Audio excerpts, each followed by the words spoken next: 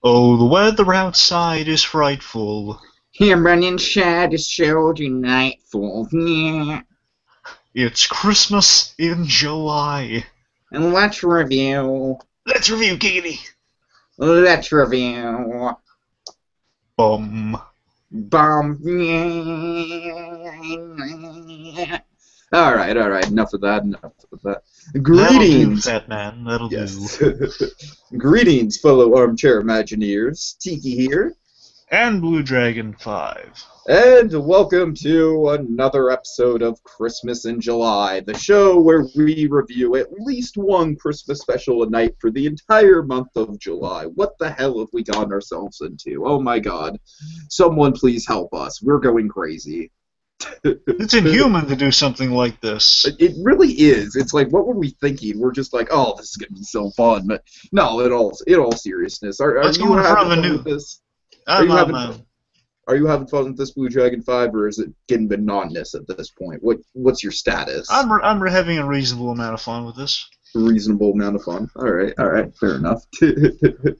So tonight is a night where we're doing multiple episodes because, 30 is just not enough. 31 is not enough. We have to do multiple episodes on some nights. We're doing this all the way until February 33rd. Oh, God, no. I'm kidding. Oh god. But so tonight we've already looked at the first Family Guy Christmas special, just entitled A Very Special Freaking Family Guy Christmas, and now we're looking at a much more modern Family Guy one entitled The Road to the North Pole. So yeah, got any background on this, Blue Dragon 5? Yes, I do.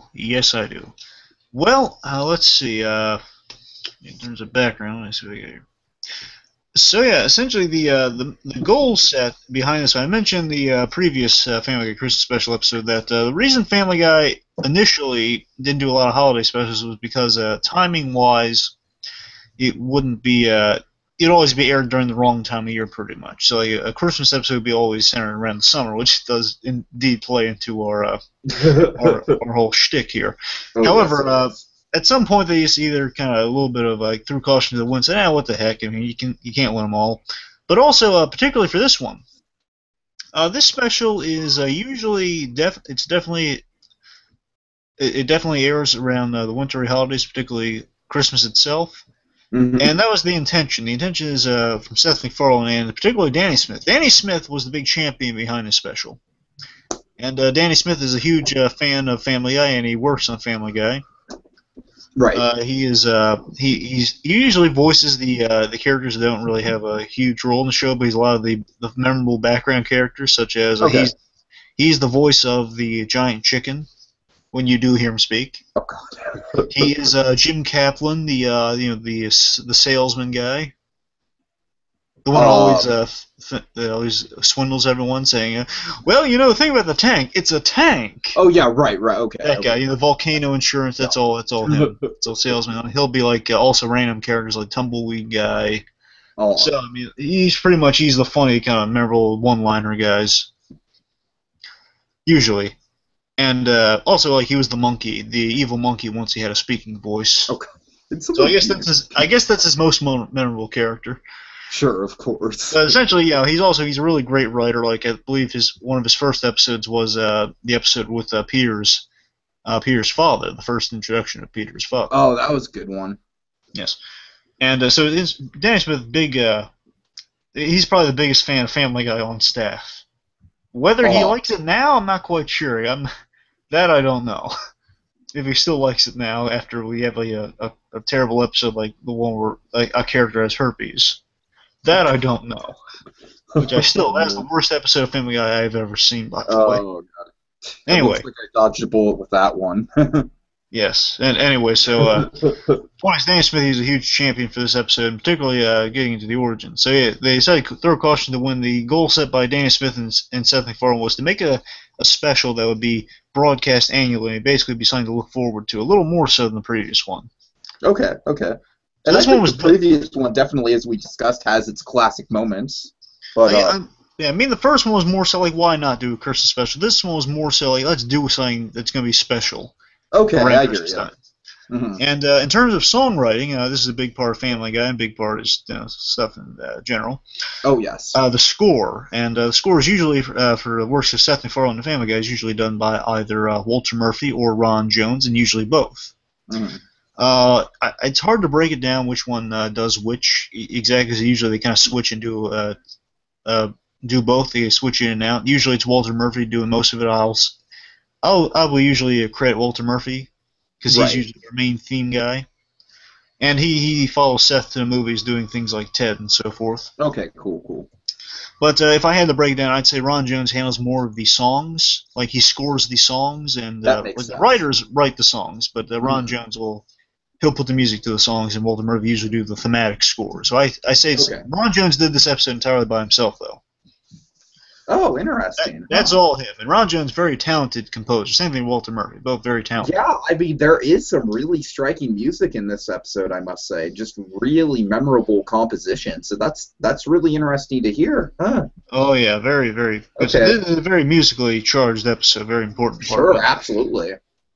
And the main conceit between it fits in big time with this special, but just in general with the music on Family Guy is that Seth MacFarlane's philosophy is that we can go as silly as possible with our songs. With Family Guy is a very musical show, a lot of great songs and so forth that are usually parodies of other songs we know or just kind of original, really quirky creations. Of course. You can go as silly as you want, modeled after Monty Python with their songs. It goes as silly as you want, but always be musically legit. That's a direct quote from Seth MacFarlane. So basically, go as crazy and out as we want, as long as we're musically legit. So it sounds like it's definitely. yeah. And the main inspiration for this special came from actually way early on, around even before that first Christmas special, I think. Because Oh, that's interesting. actually, I'm sorry, it was right after. I'm sorry, it was after that. No, After still Family Guy was that canceled. it dates back that far. After Family Guy was canceled. Uh-huh. It was still being, I guess, kind of championed by the fans before it was brought back. Oh, yeah, it of was like DVD sales. rerun on Adult Swim ad nauseum. It was rerun Yeah. on TBS ad nauseum. The DVD sales were huge. People sending in the diapers to the Fox Network, all that stuff. Point is, they would go on tour, and they'd be interviewed by not on tour, but they'd be invited to radio shows. Danny Smith, Seth MacFarlane, and particularly Seth MacFarlane was on the Kevin and Bean radio show on K-Rock, which I know vaguely because one of the people I love, Ralph Garman, who does voices on Family Guy regularly, he works on that network. Okay, interesting. Kevin and Bean is a radio show, and they would have this thing called the funniest Christmas songs or whatever. And Family Guy had the song, and I believe Walter Murphy did the original composition for the song. It was redone by Ron Jones for this, but Walter Murphy wrote the song "All I Want for Christmas." And now, was it on a Family Guy compilation CD or something like that? No. Unfortunately, there's been no Family Guy CD released except for one. That's odd. That's weird. There's only one Family Guy CD in existence, and I have it. Well, not just one. I mean, the one album, I guess. It's called Family Guy Live in Vegas, which is uncensored. Basically, them singing these really well-known songs. I know what you're talking about. Okay. The point is, so Walter Murphy. Weird that there hasn't been a compilation though. I know, it's a real shame. Yeah. I guess it's all downloads and not iPhones. Well, I guess that makes sense. I just want the Winter Soldier soundtrack on CD, but now you have to download because Marvel is money hungry. Yeah.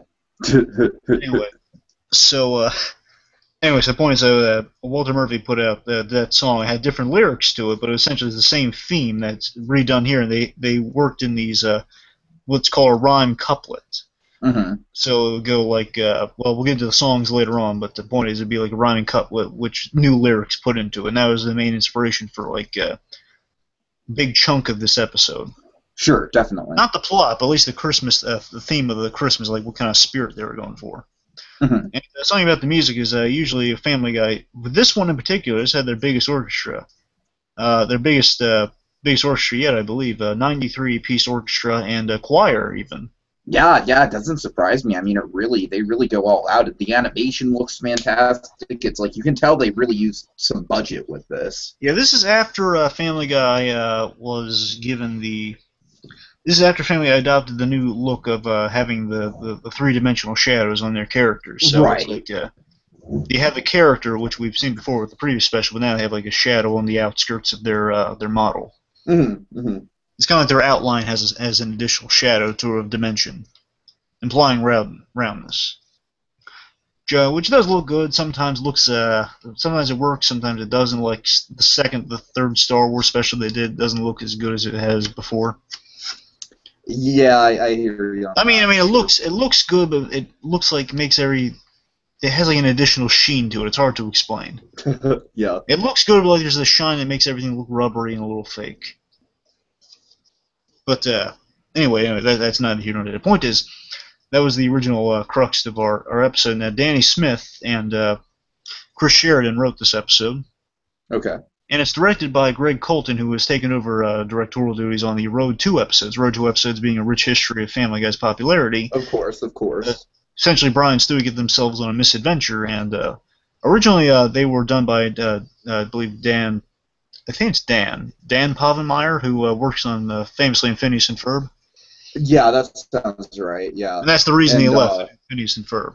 I think the Road 2 episodes are essentially like Family Guy's equivalent to The Simpsons Treehouse of Horrors. I wouldn't...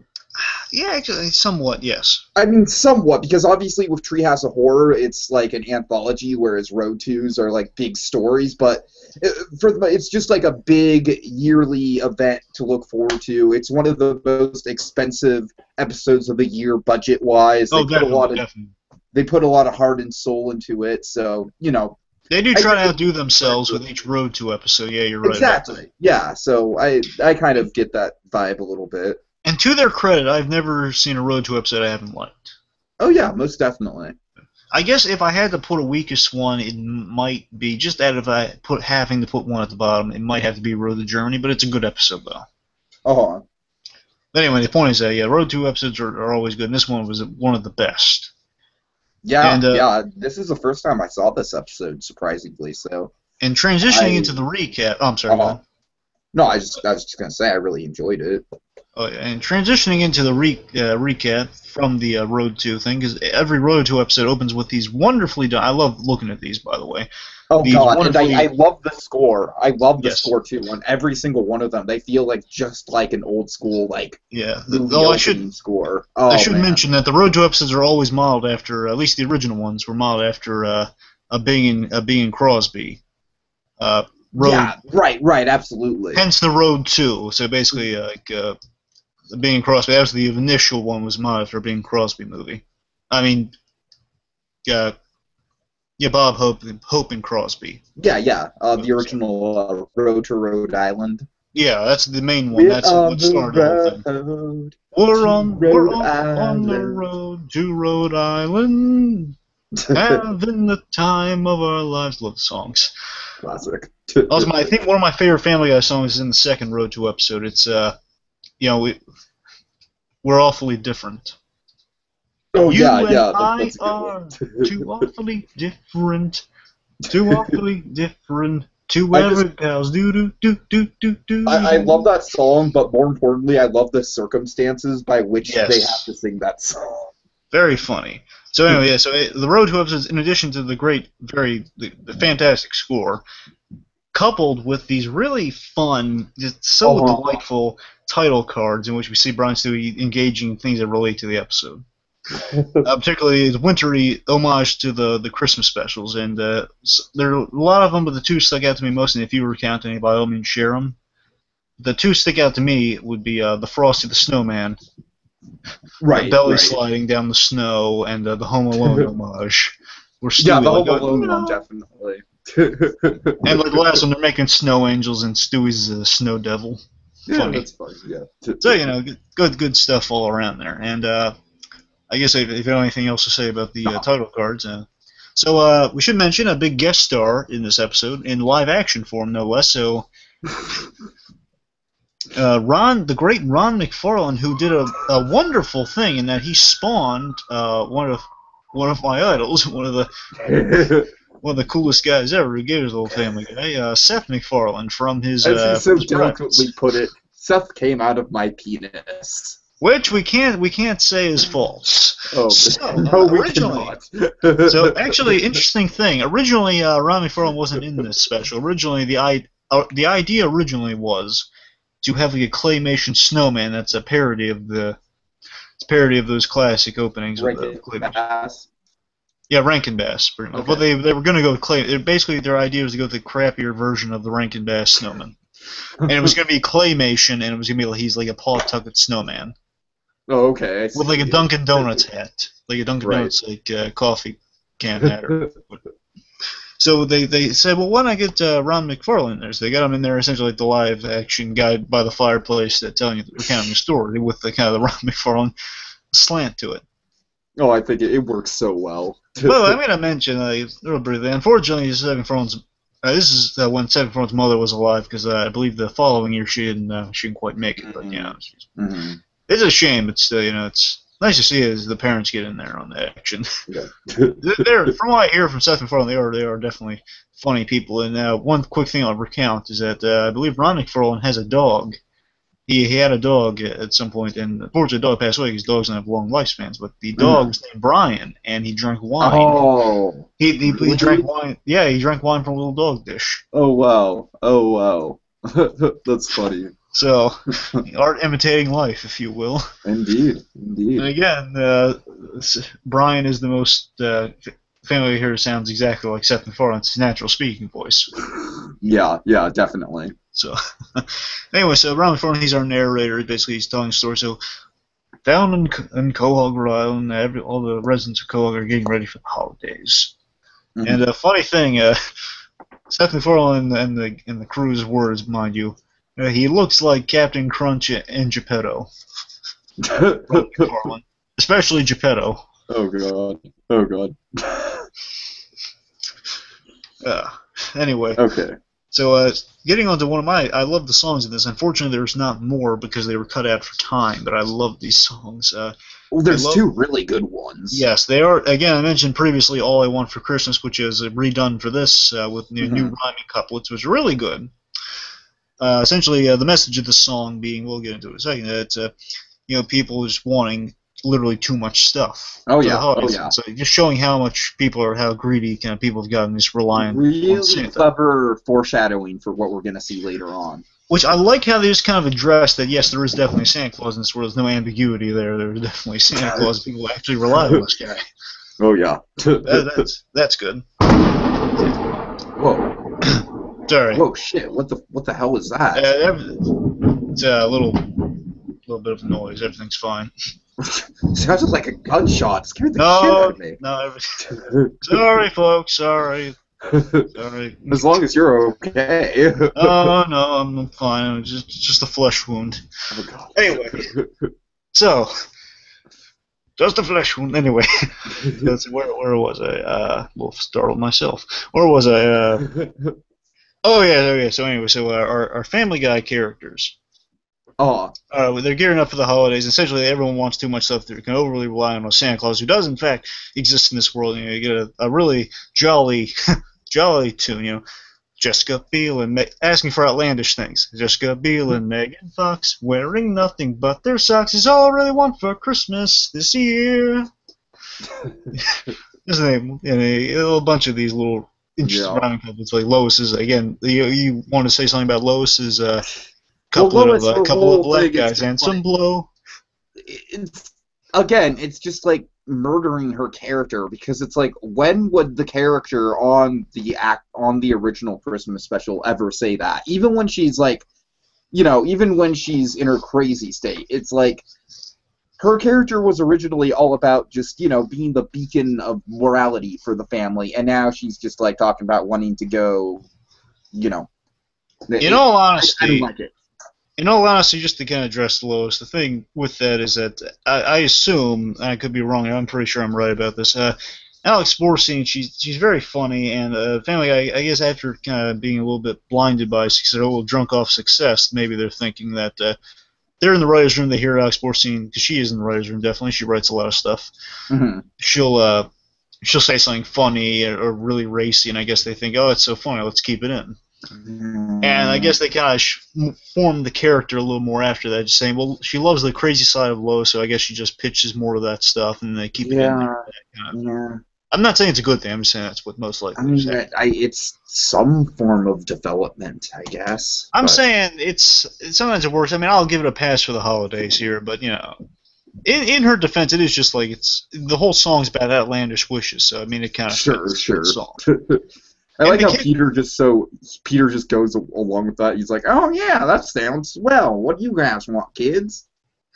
Yeah, like I would like a pair of skates so I could go skating. Oh, but wait, I don't know how to skate. I want a Lexus all in pink and a dad who doesn't drink. Oh, and that reminds me, 12 kegs of beer. All these happy wishes and lots of Christmas cheer is all I really want this year. Very catchy song. It really is. I love Stewie's line. Stewie says, yellow kid uranium, never mind the reason, also shoots in ladders and a ball. Brian's our voice of reason here, and Brian has what's called, I've heard of this on the commentary for this episode, actually, Brian has what's called a secret story. It's an old storytelling term, basically the indirect story arc. So essentially, Brian's whole arc is like he doesn't really believe in Santa Claus, or he's not uber into the holidays. He likes the holidays, but he's not uber into like Santa Claus. Or doesn't believe Santa Claus exists. Apparently everyone else relies on this guy, but not Brian. And then slowly he kind of gets more into the holiday spirit as the episode progresses. So, okay, well, dare I ask, would you yes, say he would be. You have to a Scrooge. Yes, he would. He would be our Scrooge. Also, Stewie was always in the Christmas spirit, so yeah, Brian would be our Scrooge. Yeah. Well, also Santa Claus would technically, Santa Claus would be our Scrooge also, but more on technically, that later. yeah.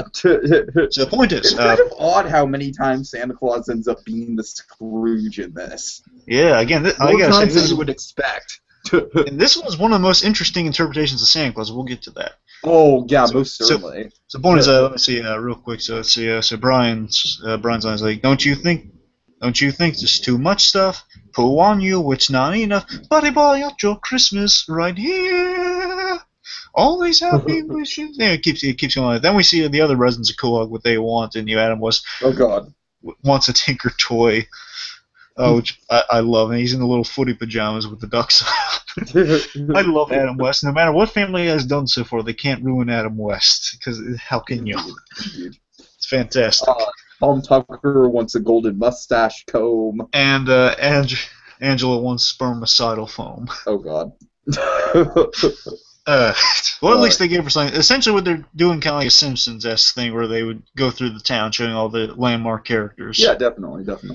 And also you see like Carter Peter Smith. I believe that was a request by Seth MacFarlane just to kind of showcase our characters in Quahog.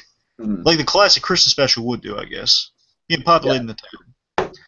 That's I what really really like how they have Jillian in there, and she's all in the Easter spirit. Jillian, voiced by the wonderful Drew Barrymore. Oh, yes. I would like some colored Easter eggs. You should know what holiday it is.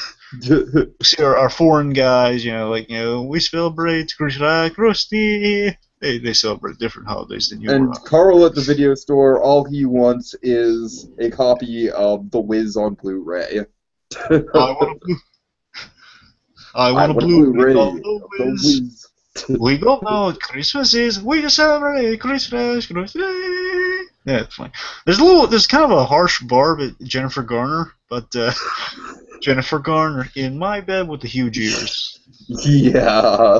Then Meg, softer voices in my head where I see various unsavory characters floating around Meg's head.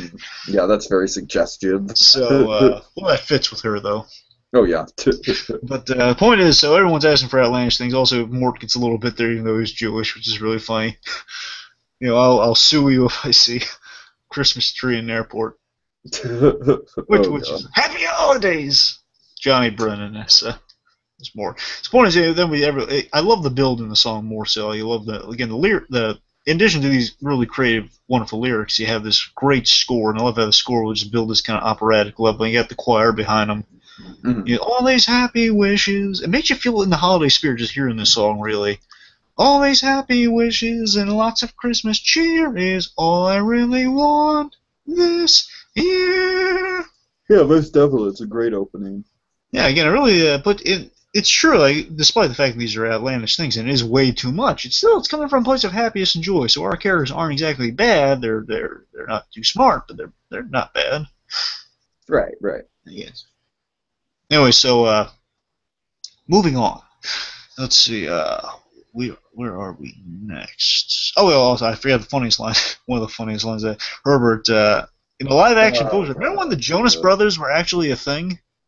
Yes, it was pre-Justin Bieber. Yeah. Yeah, I remember when he was like rolling my eyes at the Jonas Brothers, and now I'm rolling my eyes at the little Canadian monster.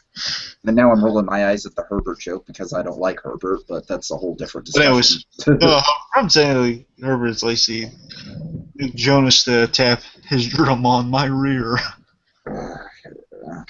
Anyway, so The Herbert character is just uncomfortable. well, look, that's all we get of her. Well, it's one of two bits we get with Herbert, so let's just keep going. Anyway, so moving forward, we let's see, where are we next? I got it in front of me, so let me think here. Okay, so anyway, all of Kellogg's in the Christmas spirit, kind of maybe an homage to the first special. We're at the mall again. Oh yeah. So we're at the mall, and I think someone has a cutaway reference to going to the. It's more crowded. It's worse here than it was in the manger. Then we see again. I love how this feels like a Seth MacFarlane type humor, like pointing out how crazy life was back in the old days, because he literally has a movie dedicated to that called Million Ways to Die in the Old West, which basically shows you, well, if you're giving birth in a manger, it must be filthy. Which, yes. Oh, God. I mean, literally, the doctor that Cutaway says, "Oh, you're literally giving birth into horse crap." Oh God. Oh no. It's just the old times were screwed up indeed. So let's see, continuing onward. So now basically again similar to the first special, only a little more now the big theme of commercialism within the special. They're in a line to see Santa Claus. And basically the line's huge, and saying, "Well, what's the line? It must be some fat kid on Santa's lap," and it's Peter. And I want a Charles in Charge lunchbox, and I want the Uno card. Yes, and I want the Uno card because I lost one in my set. I love that. So yeah, funny stuff there. Oh, God. But let me think. Oh yeah, so dark gag. Oh boy. This was the point. Again, this is before Family Guy went off the rails. It was getting close to that point. At the very least, this is like a bright glimmer within the downward spiral, if anything. I can't quite recall when. I think this is the season before they completely lost it. I hear you. Because I think Clue was like their last really good episode. Okay. But that and the most recent Road to. Again, the Road Twos have been good. Oh yeah. Like the Road to Vegas is a really good one. Anyway, so let's see. So Quagmire. This has been established that Quagmire hates Brian. This is one of my favorite things that they've developed with the characters. I love this development. This is how real people It's like the situation you just can't win with people who hate you. Oh yeah. Again, I love how Brian calls Stewie on it. Stewie says, "Oh look, there's Quagmire. Let's cut in line." He says, "No, Stewie doesn't like me very much." And then Brian's just trying to smooth things over. "Hey, Quagmire, what you doing? Just in line with everyone else." She's saying, "I hate how trite Quagmire is. Come on." I mean, I hate people too. I mean, I at least I don't know. Anyway, so yeah, I don't know. I mean, Quagmire, he's. I mean, what Brian is trying to do is pretty skeezy. You know what I mean? True, but at least we know Brian didn't want to do it, but Stewie instigated it. Also, might I say that these like long lines for Santa remind me of how current guests at Disneyland, they have like 4-hour lines to see Anna and Elsa to look forward to. So yes, that's a thing. Oh, don't tell me that, Tiki. I kid you not. Oh no! I kid you, like 4-hour lines. It's ridiculous. You think it's gonna be like that next year? I don't know. It depends on if the Frozen craze dies down or not. I don't know, because I want to get a picture with Anna and Elsa. That's gonna. Yeah, we'll see. Anyway, so let's see. Okay, oh yes, wait. So Quagmire and Brian have a little altercation, and essentially, Brian. I guess Brian's trying to make small. And you feel bad for Brian because this is all reasonably misunderstanding. Yeah. We can't be too harsh on Brian because we would make the same assumptions ourselves. Oh God. Oh God. Eventually, he says, "Who's your little who's the little boy here? Who's this your nephew or something?" He says, "No, it's my niece, Brian. She's I finally got her out of the house because she's been through chemotherapy. It is cancer." Yeah. And I gotta yell at Quagmire here, but he's, come on, okay, fine. If she's a girl, why are you dressing her like a boy? Good point. Good point. Come on, how can you not? Don't be mad at him over that. Right. However, the kid does have like an overbutt like Quagmire, so it does look like him. That's true. Brian has really bad altercations with Quagmire's family because, like, Quagmire's dad, Quagmire's Right. sister's abusive boyfriend. Oh God. Oh God. Anyway. Thing. Oh man. So yeah, the point is that then Brian kind of makes things worse by saying, come on, I didn't know," which again, we can't blame Brian for, but then he says, "I didn't know she was dying," and then Who said anything about died? and then Quagmire says, "Get back. Get out of here, Brian. Just get out of here." Oh, so dark. So dark. Quagmire saying, Santa Claus is going to bring you a new brain. Don't worry. Oh God. It's really dark stuff. Yeah, I love how Stewie's like, oh. Anyway, so essentially, Stewie and Brian finally get up to Santa Claus, but then Santa Claus goes on break and won't be back till tomorrow when it will be too late. Yes. Essentially, Stewie has just been snubbed by Santa. Big plot point. I love how Stewie approaches Santa though at the beginning because he's like, all right. Does he call Santa Claus again? No, I think he's abandoned that. Yeah. All right, Santa. So here's the deal. I've not been such a good boy this year, but I'm a businessman. You're a businessman. I'm sure we could work something out. And he just flashes a dollar bill. Which is funny. Then Santa has a really creepy line, voiced by John Viner. He says, Brian saying, "Hey, come on, we've been waiting here all day. Come on." And he says, "Hey, if you want your kid to sit on my lap, meet me at the bar at Applebee's." Oh God, yeah, so no, thank dark. you. So dark. Just the fact that he welcomed that. So dark. I waited in line for like 45 minutes to see The Beast when I was a little kid, and he pulled the same thing. He wanted you to sit on his lap at a bar and have No, he abandoned us to go to his break, and I was the last kid in line. Yeah, well, I've had a similar experience with Kevin Smith, but. Oh really? Oh, that's a shame. Well, I mean, he didn't ask me to a bar at Applebee's, but he. Well, yeah, that would be kind of odd. It's not his fault. It's not his fault. It was just bad timing. Like, my eyes were so wide because I had like something planned. I was gonna give him a gift, little fan art I made, and I was like I was getting nervous, and I like finally worked up the courage. And then some other guy, it was Jay and Silent Bob. It was Jay and Silent Bob podcast Q&A. Oh, right. The whole thing about that show is Jason Mewes' sobriety, and some guy across me had a question for Jay, had a whole drug story, and essentially says, "Oh, that's a good place to wrap it up." And I was like, no. I was like looking at the screen too. I was looking at Ken, so I was waiting to make eye contact with the thing, and then. Oh God. Oh God. Anyway, that sucks. Moving on from my trauma. Moving on from my trauma. Let's see. So snubbed by Santa. Okay, so Brian takes Stewie to the North Pole to avoid Quagmire because, as mentioned, basically they're at the Griffin house, and Stewie said, "No, Brian, you're going to take me to the North Pole." Says, "Stewie, I'm not taking you to the North Pole." And then it's so dark too. Lois gets a call and she's worried and sends the family, "Oh no, Quagmire sounds really upset." He says, "After something happened at the mall." His niece is taking a turn for the worse. He might not make it. God. You gotta get to the hospital and support him. Okay, let's go to the North Pole. That's you can't blame Brian for though. No, because it's just like if you were in that situation, the family's gonna find out what the turn for the worst was. Yeah. Oh God. Oh. Again, I blame Quagmire though. I mean, come on, dress like a girl. Then come on, man. Well, maybe it was cold. Maybe she just needed a jacket. You I know. think Quagmire's an instigator. That's what I think. I think he's just looking for. It's like those guys at the bars who just want to pick a fight. Like they'll wear something like a name tag that says Nancy just to pick a fight to quote up. God. Right. To quote up.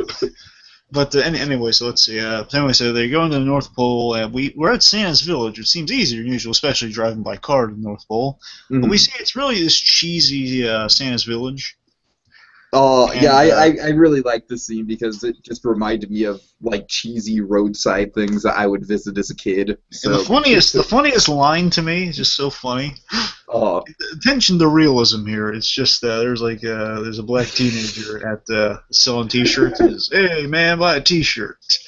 And Stewie just says, "I love it the calm." Brian, why is there a black teenager at the North Pole? I love how calm Stewie is. At first, just with the expression on his face, because he really knows this, but he's just trying to look for some hope.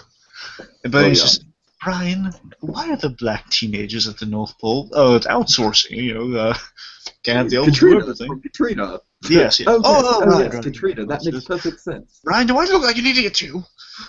Pulls the ray gun on him. Oh god. Basically demanding they take him to the North Pole. And, well, first of all, I want to point out something here. It's a little stupid. Mm-hmm. This isn't a fault of the episode. It's a fault of the censors. There's this... originally it was boarded and pitched that Stewie had a shotgun. Oh, God. Now, mind you, there was like a whole awesome special called Stewie Kills Lois and Lois Kills Stewie, where there was like a whole... drawn out, they had actual guns, Uzis, you name it. Like a multitude of guns. And shotguns. And I want to point out this bit in particular. Lois literally had a shotgun in her baby's mouth, and they kept that in. Yet later on, when there's going to be a gun shoved in someone's mouth, it has to be a toy gun. Oh, God. Yeah, that does not make sense. I'm saying, what? I mean, in the old show, way back in the day when they started out, they had to use ray guns because of that reason. Mm-hmm. Yeah, which made sense. It was before they kind of found their footing. Right. I mean, come on. Now you can't get away with real guns after Stewie kills Lois. That's where I draw the line. That's ridiculous. And it was a big story point because of that thing later on with the gun. Yeah, definitely. Which is ridiculous. But anyway, that's the censors for you. Because apparently, and later on, says there's something actually imitatable with something's not a gun, but with a bat. So you can leave that in, but you can't leave in a real gun, which exactly. People don't have that, do they? Anyway, let's see. They say Santa's Village. Stewie's not happy. Oh, and we find out that Stewie, the real reason Stewie wants to see Santa Claus, because he wants to kill Santa on the principle that Santa Claus snubbed him, and that is it's like a Hannibal Lecter type mentality that this guy was rude to me, I'm going to kill him. Right. Essentially.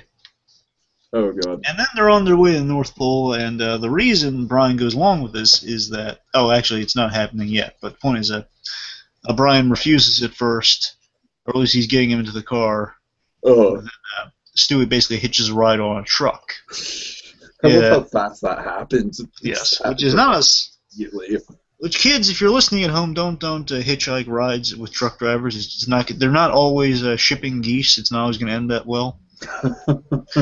Essentially, you might end up with one from Jay and Silent Bob Strike Back. Yeah, that might happen.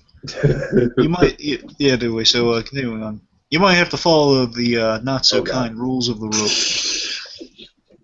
But anyway, continuing on. Really funny. I love the whole idea behind this truck driver that he's driving geese that are... It's so funny. Yeah. I love how the geese are talking inside the thing. They're either geese or ducks. I think they're geese. They're flying. Oh man, this is so great! I'm so glad we decided to drive south for the winter, and then one of them's like, "Well, don't you think this makes us a bit lazy?" And then the other one's like, "Oh no, it's okay, bro. We're all in a V formation." I love that, the fact that they're justifying it. Anyway, let's see. Okay, so continuing on. So Brian's been following him in his Prius. Right. Just this following to make sure Stewie's at least getting there safe or something, so he can pick him up where the next stop is. See, okay, I'm just checking here. So let's see. Oh yeah, yeah. So basically, Stewie he finds a flare gun in the glove compartment, and he foolishly, and this is important, he says, "Oh, what? I'm not gonna fire it. Just what is this? The trigger?" And then he pulls it, and then the flare goes off, and it sets the geese ablaze as they're flying out and causing chaos on the road. A lot of oil slick. Oh, this is just like classic McFarlane destruction right Oh here. yeah. Oh my god. There's a lot of cars swerving, and I mean, kudos to the animators. This went off seamlessly. Oh yeah. Oh yeah. Again, during all this chaos, geese are flying out. They're on fire. But you feel bad for it too, because they just want an easy ride. That's disturbing in a way. It's And like, then basically Stewie he flies out of that truck before it careens off, and he's dusting himself off. He walks there, and basically Brian almost hits Stewie, but he luckily swerves out of the way at the last second. yeah, very dramatic. Yeah. And I love how Stewie, Brian bursts out of the Prius and says, Stewie, you okay? Well, what happened? He says, oh, just some stupid stuff. He doesn't want to mention that it was his fault all that happened. Anyway, the deal is made that, Brian's saying, oh, come on, Stewie, why don't you? At some point, basically, Brian said, there's no such thing as Santa Claus. You're never going to make that out on your own. What? Oh, no such thing as Santa Claus, Brian. Oh, jeez. Oh, now you're going to tell me that SpongeBob SquarePants doesn't live on the ocean floor harassing Squidward all day. Giving Squidward the business. Giving Squidward the business. which is indeed funny. And then let's see. So essentially, a deal is made, basically saying, "I'll prove to you Santa exists." And he says, "Well, I'm not going to drive all the way out there. It's ridiculous." Okay, here's the deal. You take me to North Pole. If there is a Santa Claus, I win. That's it. If there isn't a Santa Claus, Lois in the morning, like at 3 a.m. Like at 3 a.m., she comes in. She's half awake for a feeding, for a breastfeeding, and she never notices anything. I'll let you take on that feeding. Are you serious? Yes. You can take my place during that feeding. Take me to North Pole. Says, okay, let's go. Can't get in the Prius because it's wrecked. So they're having some car trouble, but luckily Canadians, except for Justin Bieber, are friendly. So a friendly Bill Clinton. Anyway, so oh yeah, man, that was stupid. Man, what was with that kid's problem? Anyway, so yeah, our friendly Canadians, friendly neighbors from the north, they come by, and this guy with some snowmobiles on the back of his truck, and he says, "Oh, hey, you need having some car trouble, eh?" And essentially, an Abbott Costello routine unfolds. This is probably my least favorite part of the episode, to tell you the truth. But I love Abbott Costello type routines. I thought it just dragged on too long, and it's like, yeah, we get it. Canadians say "a." That's something that's been long since established in South Park. Yeah, but I mean, at least they did like in a cool style of making like an Abbott Costello routine. That's the only reason. All right, well, you want to talk us through it? So essentially, you're basically saying, someone having some car trouble, eh? He says, yeah, some car trouble. Can you help us call AA? He says, oh, I just came from AA, eh? Essentially saying he's an alcoholic from AA. There's a miscommunication. Just to kind of explain the joke and ruin it, so essentially there's a miscommunication here. Stewie means AAA, the Auto Association, and this guy is Alcoholics Anonymous. So a miscommunication. And also, Alcoholics Anonymous. A. And one of my favorite parts is when he said, "Oh, you need a hose, eh, for the engine." He says, "You need a hose, eh? Hose, Roberto, any Mexican, just get him down here." And essentially, then Brian he's a drunk still. He says, "Oh, there's no reason to judge him, Brian." And essentially, it kind of devolves into basically saying, "Can I lend you these snowmobiles? I'll give you these snowmobiles," because Canadians are very friendly like that, except for Justin Bieber. Gives him these snowmobiles, all the cash in his pocket, and also his leg because he offered. And they take his leg because he offered. Why can't Justin Bieber just offer like a human sacrifice of himself? Oh God! I'm just saying. I mean, look, I hate to jerk. I don't wish him to die. No, I'm not saying die. I'm saying a noble sacrifice. You're gonna noble sacrifice. I'm saying if someone Justin Bieber awesome, died for your sins. I'm saying the thing about it. If someone awesome like Optimus Prime dies for our sins, I mean, obviously Optimus Prime, he's way up there, right? He's way up there. I'm saying someone Slightly low, higher very than low. Jesus.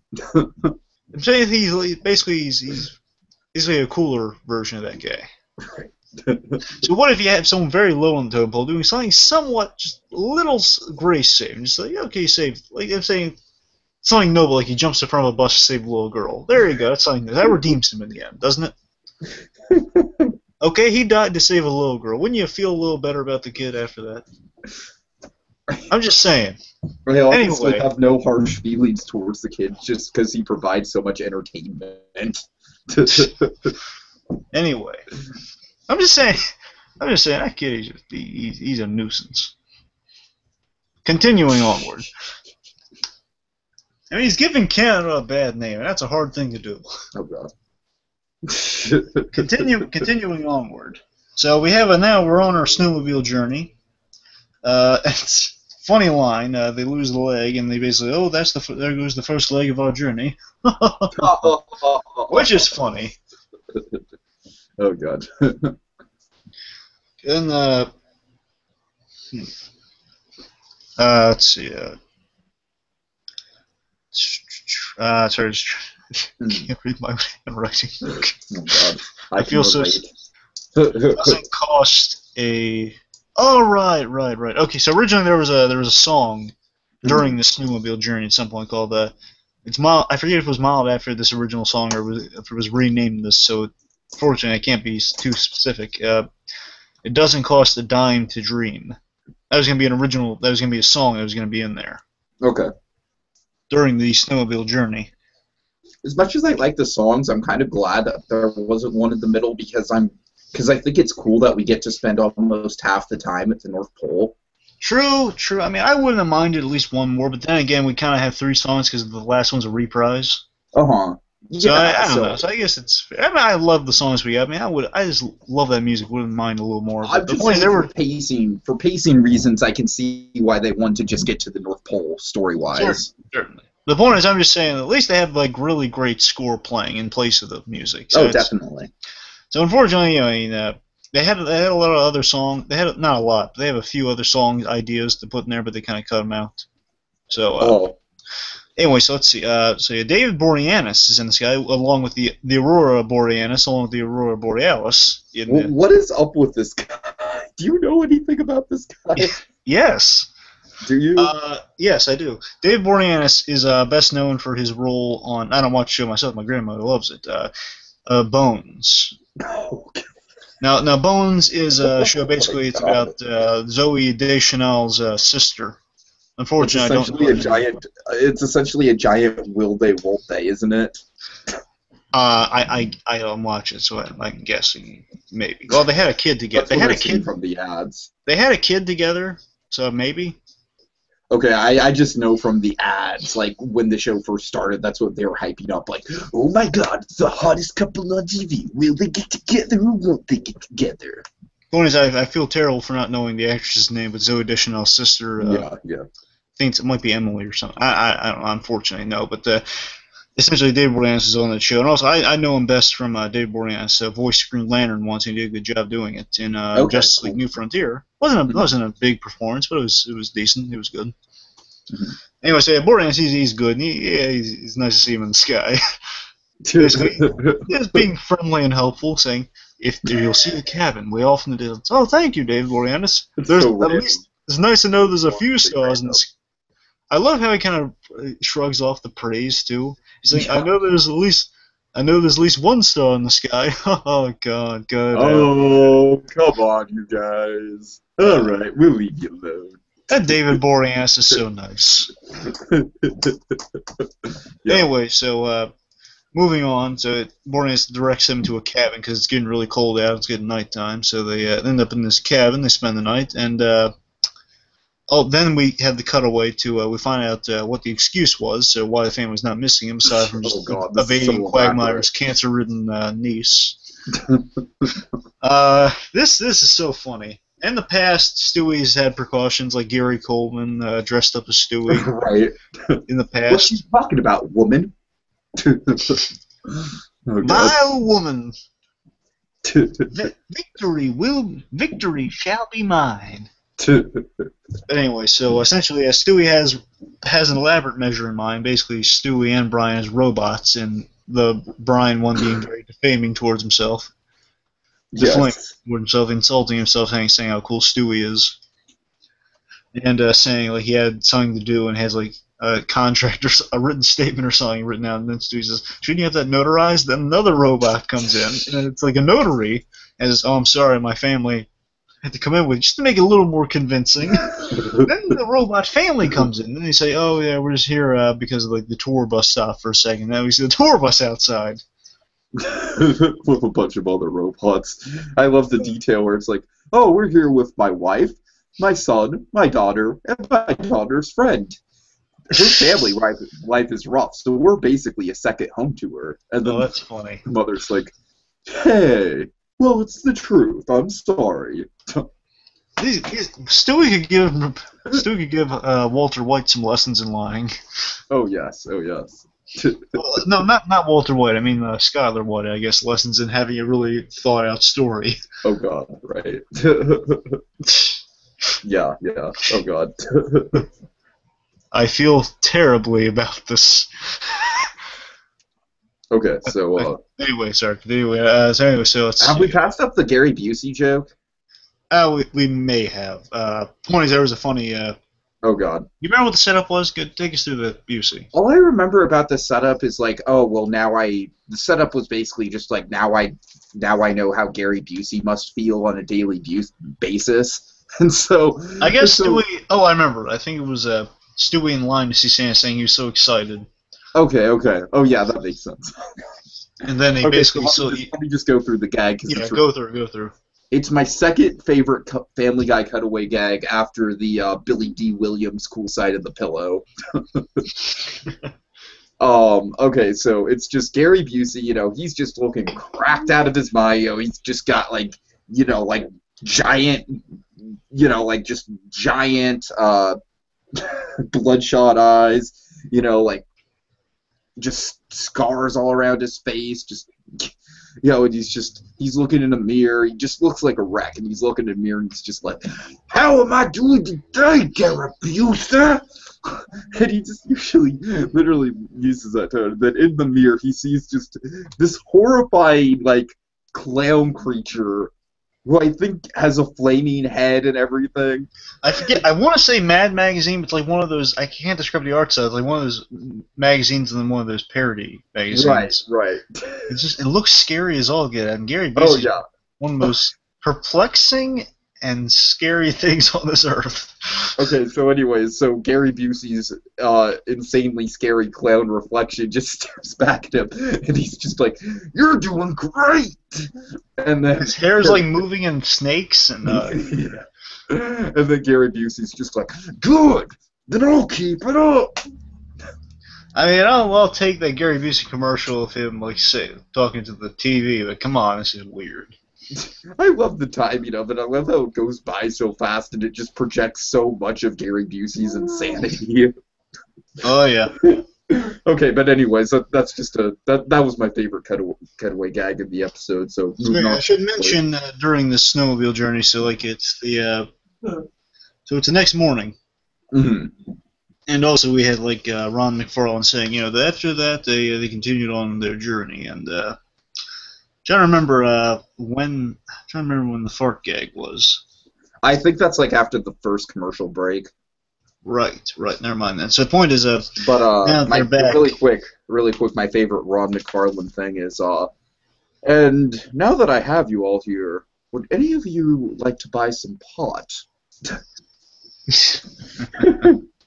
I would buy pot from you, Ron McFarlane. Well, actually, he, Seth, Rachel, and when their mother was alive, they would actually, as a family, do pot together. Oh, really? Oh, God. Yes. That explains some things. Oh, man.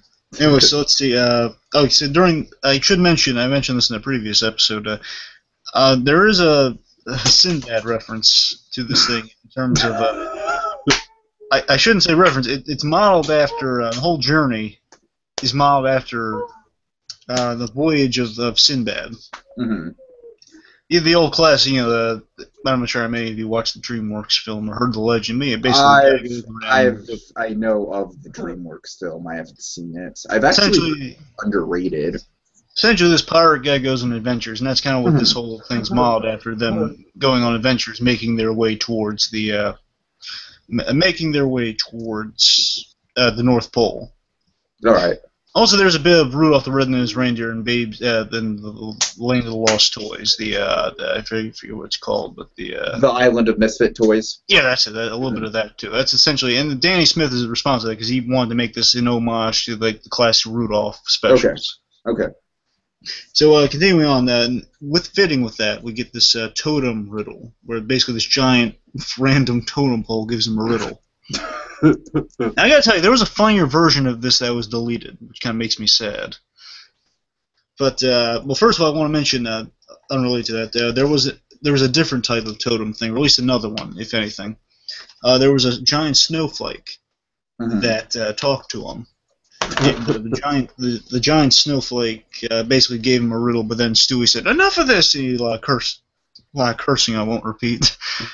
This is horse stuff. And basically, he gets the key from the thing as it freaks out. Say, "I'll blow your brains out!" as he pulls the laser gun on him. Basically, getting the key to whatever bridge to get to the North Pole. So essentially, now the original version, the totem basically gives him a riddle, which is essentially, this one is kind of a boring gag to me, if you ask me.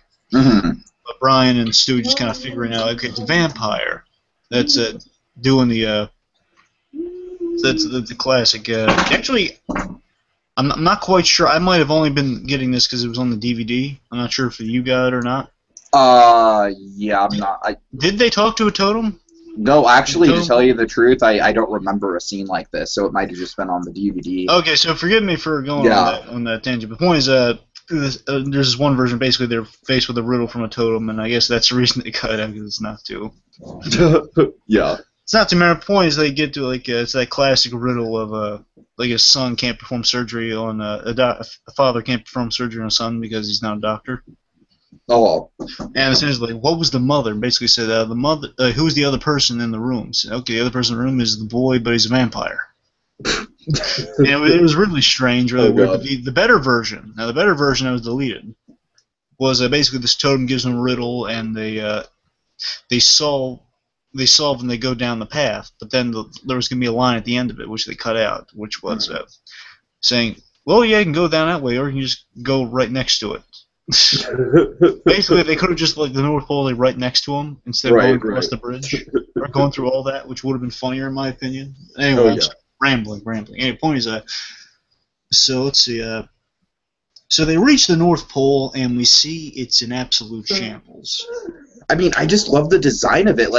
First off, we get to the gate, which looks like a big fortress, and then when they open the gate, I mean, it essentially just looks like a giant factory, and I love the visual idea of that, because what would the North Pole be but a giant factory? Which, by the way, I want to mention, in terms of style, there was an influence by North Korea, actually. Okay.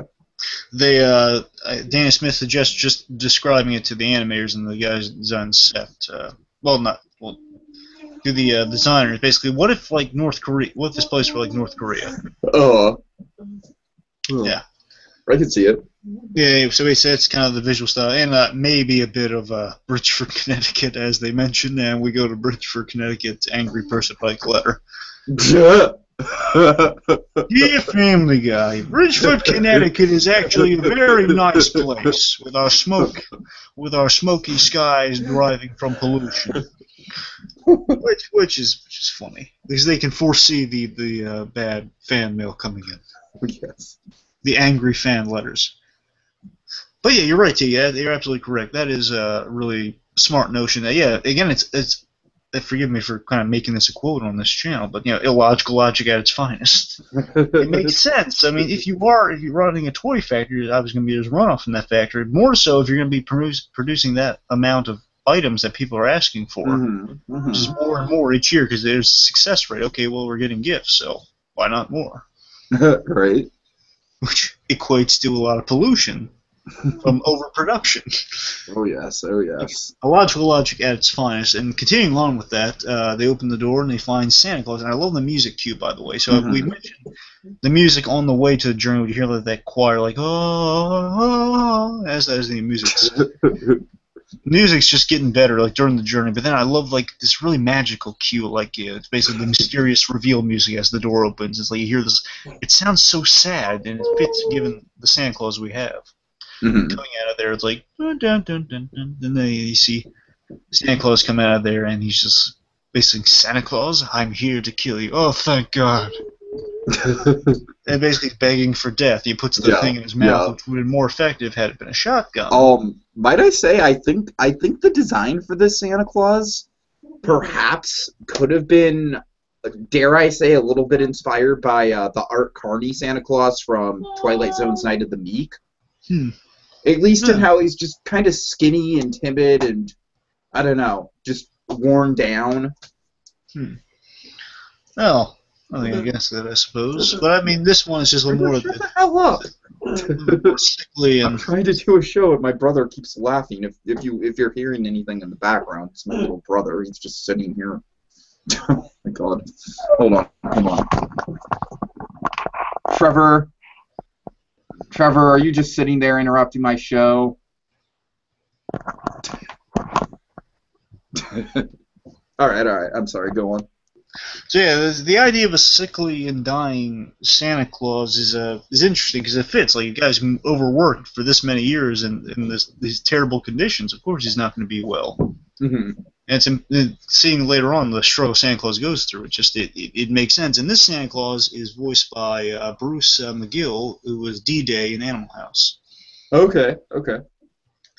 Anyway, so essentially Santa Claus is begging for death, and Stewie is perplexed by this. And they go inside the factory and they see how bad things have gotten, and what's wrong with Santa Claus. And basically, Santa's like coughing blood in the snow. He's not doing well. Yeah, again, really not a pretty picture.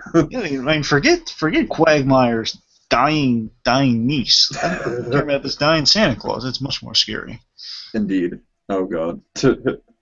Anyway, so you want to explain the elves? Yeah, I'm getting to that. So God. Let's see.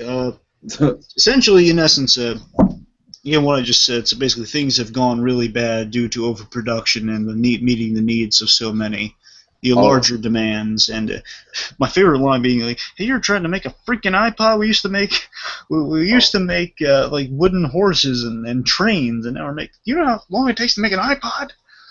I love that logic, though. It completely makes sense when you think about it. It's like the North Pole was created to build simple things, and then when technology advanced, the North Pole couldn't keep up with it. It's fascinating in a way. And, like, in fact, I'd love to see like a whole story built around a concept like this, but taken dead seriously. You know what I mean? Oh yeah, I mean there is definitely. I feel like there's very much a lot of interesting, like almost kind of dystopian ideas at play here. Oh yeah. So, and there's definitely a strong theme to this whole thing. It's a simple message, but it's really strong. For sure. To what, especially because it's shown so brutally, I think. So directly. And that's always the thing I was interested in saying, because you always see in the TV shows or the specials that, or the movies, that Santa Claus always works like an old-fashioned workshop and he's making wooden toys. But you're wondering, well, what are people asking? That can't be what people are asking for nowadays. Exactly, yeah. Like, I'm watching the Tim Allen Santa Claus, I'm thinking, well, this is nice, and it's a nice homage. I think Fairly Odd Parents is probably a good example of that, too. Yeah. True. Oh, God. But anyway, so let's see. Then we're falling down the rabbit hole of scariness here, of holiday frighteningness. Oh, my. We're seeing things have gotten so bad, and just to name off a few things here, so... toxic waste, again from the factory runoff of overproduction. Yeah, mostly from the iPods, goddamn iPods. Inbreeding among the elves, because apparently there was one family of elves way back in the day, and they used to do the job well, and then you need more workers, and how you get more workers. Again, that's more dark logic right there. It's so dark. It's super fucking dark. You only have one. You only have one family to work with, and yeah. Yeah. And with the exception most of them are blind. You know, with the exception of Dylan Massett, inbreeding doesn't usually work out well. Oh god, oh god. So, and especially I assume continue with inbreeding. It's like making a copy of something. It's not making a copy of a copy. It's not going to turn out well. Right, right. Oh yeah. So essentially, they're dead. Like they're somewhat programmed to do a job, but they're really desensitized so much. Like they're sewing toys with their hands. It's so creepy. It's ridiculous. And hearing like the yell of the thing and like their brain, they're disabled and they're running out into the snow and dying off. And the scariest thing happens, where the carnivorous mutant deer, mutated by the toxic waste and the cannibalism, Terrifying. eat in shadow too. Eat elf flesh. Are craving elf flesh and monstrous deer. Oh my. So this isn't your grandfather's Christmas. No. Anymore. Keep in mind, this still doesn't reach the disturbing territory of Woodland Critter Christmas, which I have yet to get into, but I promise you I will be doing that. But but no, it's still pretty bad.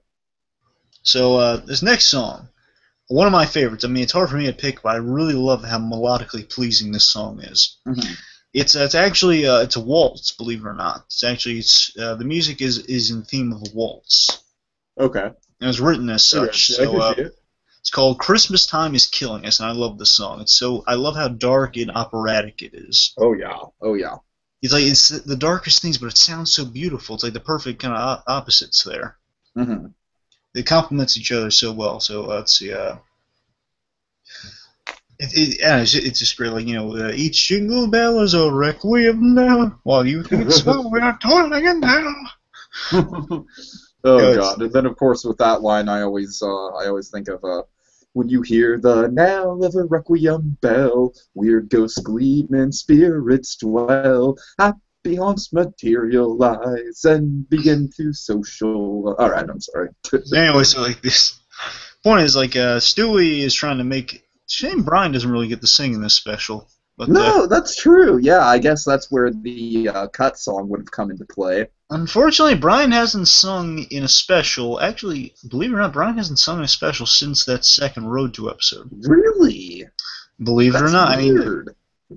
I mean, wow. I thought he might have.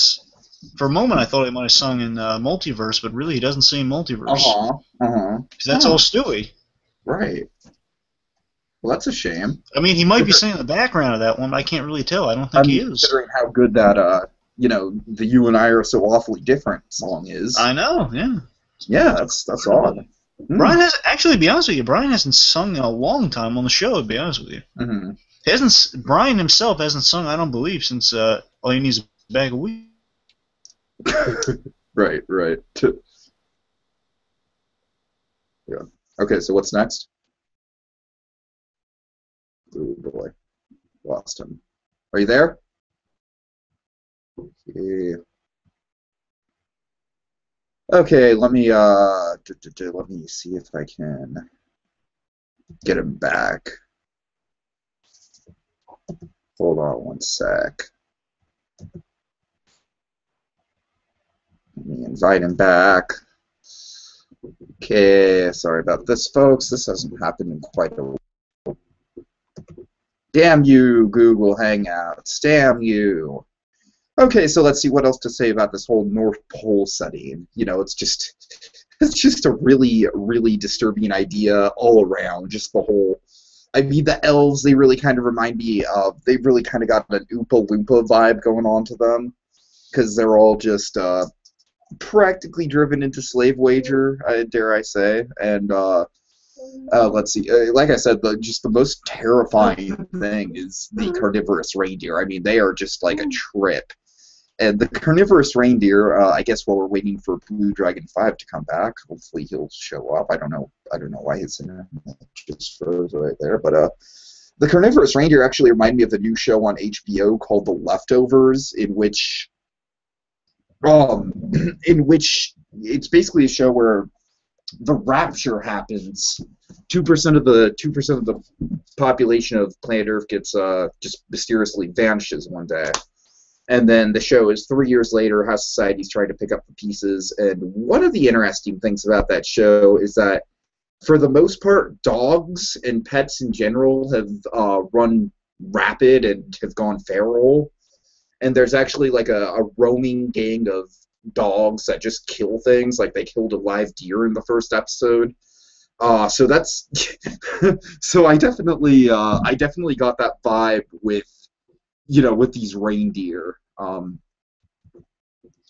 Okay, I'm just gonna try and get that. I don't know what's going on.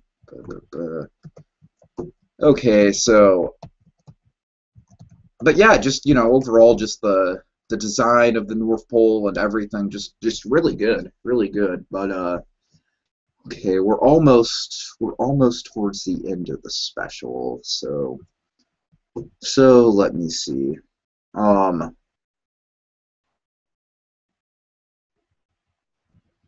I believe Blue Dragon 5, but I believe Santa passes out sometime towards the end of the song, and it's just revealed that he's just kind of literally on death's door. He's really not he's really not in a good condition. He's plugged into the IV. He's bedridden, and basically there's just no way that he can deliver the presents in time. So what does he do?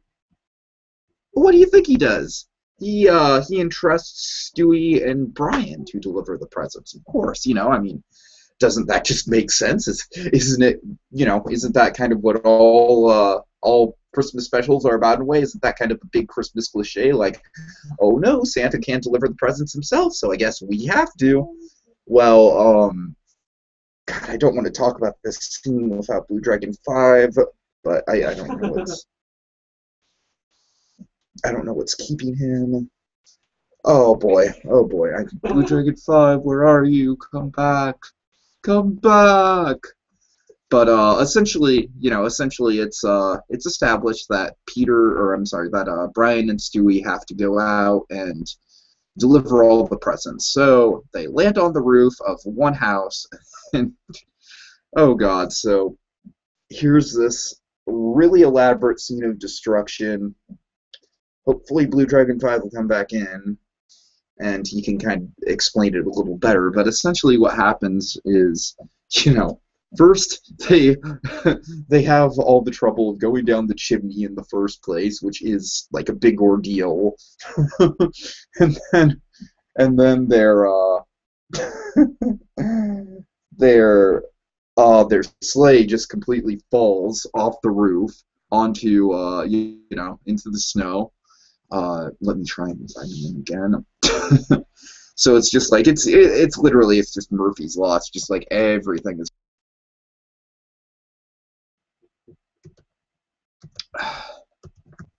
So yeah, let's see. Somehow they end up outside again.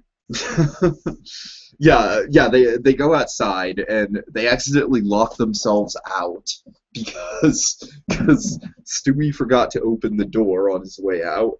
I think that's really funny. And so then they have to go down the chimney. No, they don't go down the chimney. They literally just break the window with a rock. And so they break the window twice, and essentially then oh, I love this idea. So Brian goes in with the gifts. He just kind of lazily scatters them all around, kind of haphazardly. Let me see if I've got any sort of message from Blue Dragon 5.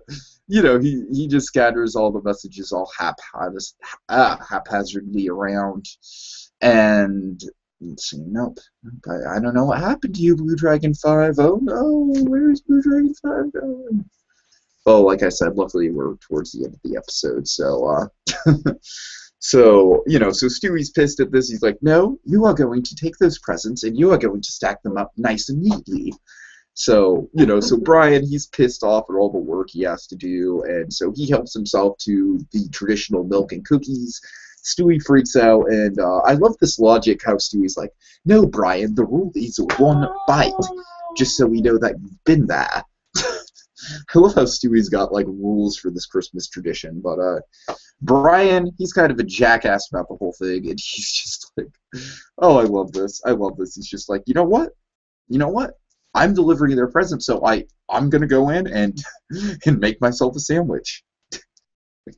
And so Brian goes into the kitchen and he does indeed start to make a sandwich when, oh god, when everything just turns to hell and the owner of the house comes down. Where the hell was the owner of the house when all this was going down? It's like you think he would have come down a little bit sooner, what with the sleigh crashing from the roof and the house literally being broken into, but but the owner of the house, he's just like, who the hell are you guys? And, you know, it's just really like, oh, well, you know, it's funny because we're Santa. Then just essentially a whole argument and struggle breaks out, and they end up killing the man. And they also end up killing the woman, and they have to duct tape the little girl's mouth and frame the whole scene as a kidnapping. Oh, it's so dark. It's ridiculously dark. It's not quite as dark as the Quagmire thing, but it's up there. So essentially the point of this whole scene is just to show how much of a pain in the ass delivering one present can be, let alone a multitude of presents all over the world and whatnot. So, you know, so they give up. Christmas is pretty much ruined. And one thing I have to say, though, this whole scene kind of reminded me of the botched robbery at the end of Bottle Rocket, if any of you guys have ever seen that. That's Wes Anderson's first movie.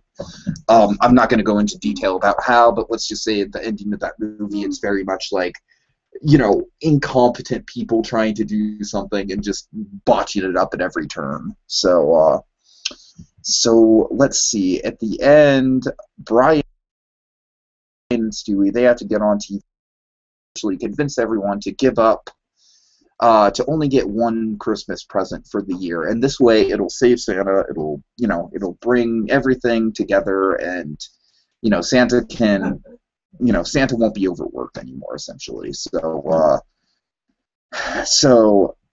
that's it. And everyone gets one present, and the town rejoices after kind of a scene where they wake up and there's no presents and everyone starts panicking. So yeah, I'm very sorry that Blue Dragon 5 kind of cut out like that. Like I said, I thought we had the Google Hangout technology down more than we did. So Trevor, what do you have to say about this episode? Huh? What do you have to say? You like this episode, Trevor? You like this episode? Yeah? Yeah? You like it? Okay. Well, oh god. Yeah, I'm very sorry that Blue Dragon 5 cut out. Like, I'm sure it's not his fault. I'm sure it's just some sort of weird connection thing with him or something like that. So, he will be back tomorrow night, and this is something that we have been holding off for quite a while, and we're finally going to get to do it on Christmas in July. We are taking a look at the 2 Johnny Bravo specials. One's just called simply A Johnny Bravo Christmas, and the other is called 'Twas the Night. That one's only 6 minutes long. Johnny Bravo Christmas is 20 minutes long, so we'll be looking at those in an individual video, so should be fun. Should be fun. So if these 2 Family Guy specials have taught us anything, it's that, gosh darn it, there's a formula to these Christmas specials, and Family Guy kind of loves to turn it on its head. And I guess parody of Christmas specials is just another formula.